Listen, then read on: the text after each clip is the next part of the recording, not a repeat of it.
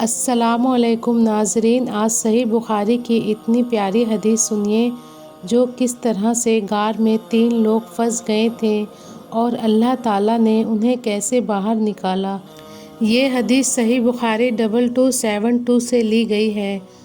حضرت عبداللہ بن عمر رضی اللہ تعالیٰ عنہ فرماتے ہیں کہ میں نے رسول اللہ صلی اللہ علیہ وسلم کو یہ ارشاد فرماتے ہوئے سنا، تم سے پہلے کسی امت کے 3 شخص ایک ساتھ سفر پر نکلے، چلتے چلتے رات ہو گئی، رات گزارنے کے لیے وہ ایک غار میں داخل ہو گئے۔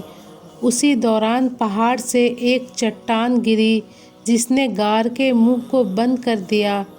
یہ دیکھ کر انہوں نے کہا کہ چٹان سے نجات کی یہی صورت ہے کہ سب کے سب اپنے اعمال صالحہ کے ذریعے اللہ تعالیٰ سے دعا کرے۔ چنانچہ انہوں نے اپنے اپنے عمل کے واسطے سے دعائیں کی۔ ان میں سے ایک نے کہا، یا اللہ، آپ جانتے ہیں کہ میرے ماں باپ بہت بوڑھے تھے، میں اہل و عیال اور غلاموں کو ان سے پہلے دودھ نہیں پلاتا تھا۔ ایک دن میں ایک چیز کی تلاش میں دور نکل گیا، جب واپس لوٹ کر آیا تو والدین سو چکے تھے۔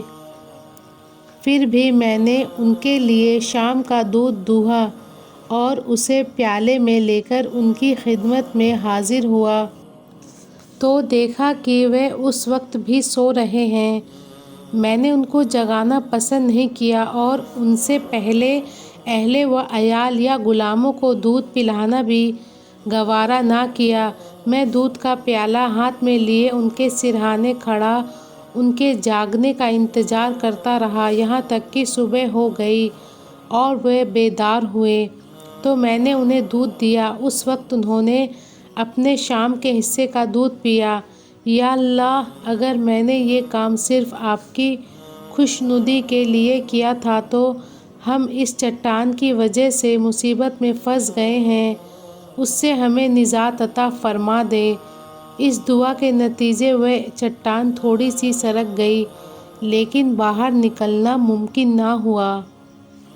رسول اللہ صلی اللہ علیہ وسلم نے ارشاد فرمایا کہ دوسرے شخص نے دعا کی، یا اللہ، میری ایک چچا زاد بہن تھی جو مجھے سب سے زیادہ محبوب تھی۔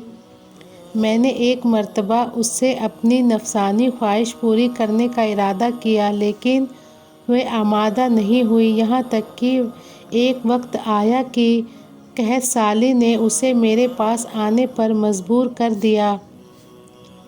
میں نے اسے اس شرط پر 120 دینار دیے کہ وہ تنہائی میں مجھ سے ملے۔ وہ آمادہ ہو گئی، یہاں تک کہ جب میں اس پر قابو پا چکا اور قریب تھا کہ میں اپنی نفسانی خواہش پوری کروں تو اس نے کہا کہ میں تمہارے لیے اس بات کو حلال نہیں سمجھتی کہ تم اس مہر کو ناحق توڑو۔ یہ سن کر میں نے اپنے برے ارادے سے باز آ گیا اور میں اس سے دور ہو گیا، حالانکہ مجھے اس سے بہت زیادہ محبت تھی، اور میں نے وہ سونے کے دینار بھی چھوڑ دیے جو اسے دیے تھے۔ یا اللہ، اگر میں نے یہ کام آپ کی رضا کے لیے کیا تھا تو ہماری اس مصیبت کو دور فرما دے۔ چنانچہ وہ چٹان کچھ اور سرک گئی لیکن پھر بھی نکلنا ممکن نہ ہوا۔ تیسرے نے دعا کی، یا اللہ، کچھ مزدوروں کو میں نے مزدوری پر رکھا تھا، سب کو میں نے مزدوری دے دی، صرف ایک مزدور اپنی مزدوری کے بغیر چلا گیا تھا، میں نے اس کی مزدوری کی رقم کو کاروبار میں لگا دیا، یہاں تک کہ مال میں بہت کچھ اضافہ ہو گیا۔ کچھ عرصے بعد وہ ایک دن آیا اور آ کر کہا، اللہ کے بندے، مجھے میری مزدوری دے دے۔ میں نے کہا، یہ اونٹ، گائے، بکریاں اور غلام جو تمہیں نظر آ رہے ہیں یہ تمہاری مزدوری ہے، یعنی تمہاری مزدوری کو کاروبار میں لگا کر یہ منافع حاصل ہوئے ہیں۔ اس نے کہا، اللہ کے بندے، مذاق نہ کر۔ میں نے کہا، مذاق نہیں کر رہا، حقیقت بیان کر رہا ہوں۔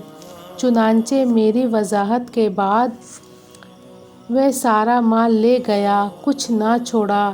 یا اللہ، اگر میں نے یہ کام صرف آپ کی رضا کی خاطر کیا تھا تو یہ مصیبت جس میں ہم پھنسے ہوئے ہیں دور فرما دے۔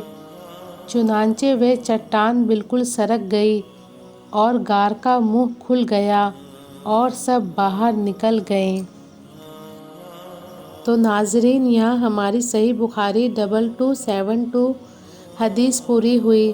سبحان اللہ۔ اس حدیث سے ہمیں یہ بھی معلوم ہوا کہ اگر کوئی شخص مصیبت میں ہے اور اس نے اللہ کی رضا کے لیے سچے دل سے کوئی نیکی کی ہو تو وہ اس نیکی کا صدقہ وسیلہ اللہ کو دے کر اپنی مصیبت کو دور کر سکتا ہے۔ انشاءاللہ اللہ اس کی بھی مصیبت کو دور فرمائیں گے۔ اللہ تعالیٰ سے دعا ہے اللہ ہماری تمام جائز دعاؤں کو قبول فرمائے۔ آمین یا رب العالمین۔ السلام علیکم۔